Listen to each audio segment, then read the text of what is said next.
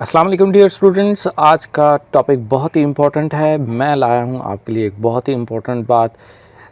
और बहुत सारे स्टूडेंट्स ने मुझे ये रिक्वेस्ट की है कि सर आप बताइए कि how to become a topper, how to become superior. तो सबसे इम्पोर्टेंट बात जो हम इस टॉपिक के रिलेट कर सकते हैं कि आपको बहुत सारी परेशानी आती है कि सर हम एग्ज़ाम में अच्छे मार्क्स कैसे ले सकते हैं और अपने आप को किस तरह से इम्प्रूव कर सकते हैं। तो एक बात हमेशा याद रखिएगा, मेरे नज़दीक कभी भी इंसान जो है नालायक नहीं होता। कोई भी स्टूडेंट देख लीजिए, वो पर्सनल लाइफ में बहुत एक्टिव होते हैं लेकिन पढ़ाई में थोड़े नेग्लिजेंसी की वजह से या इग्नोरेंस की वजह से या उन्होंने जो सब्जेक्ट चूज़ किए होते हैं उनमें थोड़ी सी प्रॉब्लम की वजह से वो जो है या सब्जेक्ट को चूज़ करने में गलती की वजह से उनका इंटरेस्ट जो है वो उसमें डेवलप नहीं हो पाता। तो इस वजह से जो बच्चे ख़ुद को नालायक कंसीडर करना शुरू कर देते हैं, लेकिन एग्ज़ाम में मार्क्स लेना is not a big issue. Techniques होती हैं, स्ट्रेटजीज़ होती हैं, तो कोई भी एग्ज़ाम में मार्क्स अच्छे ले सकता है। इसके लिए बहुत ज़्यादा ज़हीन होने की ज़रूरत नहीं है। ये गलत फ़हमी है कि आप बहुत ज़्यादा ज़हीन होंगे तो मार्क्स आएंगे। और वैसे भी जो मेरा मुतालिया है उसके मुताबिक जितने भी ज़हीन लोग थे वो इम्तिहानात में मार्क्स लेने की तरफ कम तवज्जो रखते थे, वो अपनी क्रिएटिव स्किल्स की तरफ ज़्यादा तवज्जो रखते थे।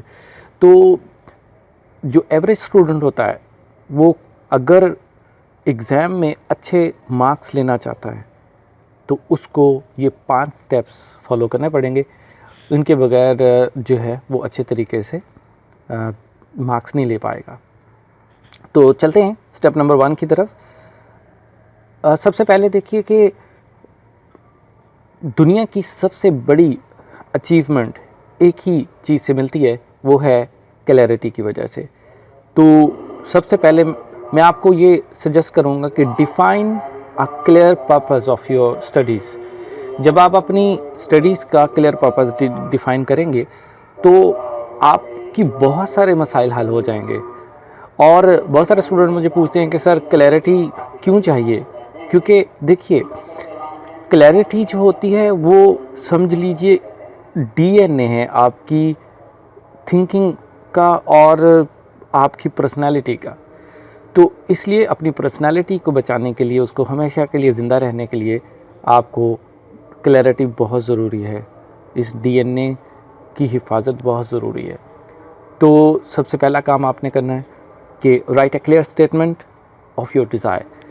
आप इस दफ़ा एग्ज़ाम्स में अच्छे मार्क्स लेना चाहते हैं, सबसे पहले अपनी डायरी में किसी भी पेज पे, किसी भी चार्ट पे क्लियरली लिखिए कि मुझे इस साल टॉप करना है, मुझे इस साल टॉपर बनना है।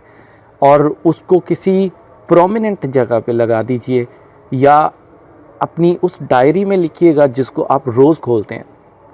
ये बहुत ही मैजिकल टिप है। जब आप ये लिख कर के मुझे इस साल टॉप करना है, आप अपने कमरे में जिधर आप रोज़ पढ़ाई के लिए बैठते हैं उधर उसको पेस्ट कर देंगे या अपनी डायरी में लिख देंगे जो आप रोज़ खोलते हैं, तो आपका ब्रेन बार बार आपको ये रियलाइज़ कराता रहेगा कि आपको टॉप करना है। जो मैसेज बार बार आएगा, ब्रेन उसके बारे में सोचना शुरू कर देगा, क्योंकि एक बार जो सोचते हैं वो कोई भी काम ब्रेन उसको करने के लिए तैयार नहीं होता। और ब्रेन का सबसे बड़ा मसला यही है कि वो चेंज पसंद नहीं करता, तो वो आपको सेफ़ मूड में लेके जाता है हमेशा।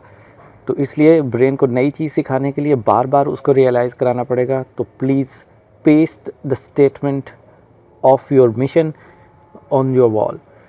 और दूसरा काम, बच्चे मुझे अक्सर पूछते हैं कि सर ये क्लैरिटी कैसे हासिल होती है? तो देखिए, हमेशा याद रखिए कि focus comes from clarity and clarity comes from vision. अब दो बातें हमेशा याद रखनी हैं कि फोकस जो है बहुत बड़ी चीज़ है जो कि क्लैरिटी से हासिल होता है, और क्लैरिटी जो है वो विजन से हासिल होती है। और उसके लिए हम आज डिस्कस करेंगे बहुत ही ज़बरदस्त एक सर्कल है जिसको गोल्डन सर्कल कहते हैं। गोल्डन सर्कल में जो है बहुत ही ज़बरदस्त तरीके से डिफ़ाइन किया गया है कि आप ज़िंदगी में जो काम करते हैं उन कामों की अहमियत के एतबार से हमें किस चीज़ पे फोकस रखना है, बाकी काम जो है वो सेकेंडरी इम्पोर्टेंस के होते हैं। मिसाल के तौर पे जिस तरह आपके सामने चार्ट नज़र आ रहा है, तो सबसे इम्पोर्टेंट चीज़ जो है वो central point of the circle is why.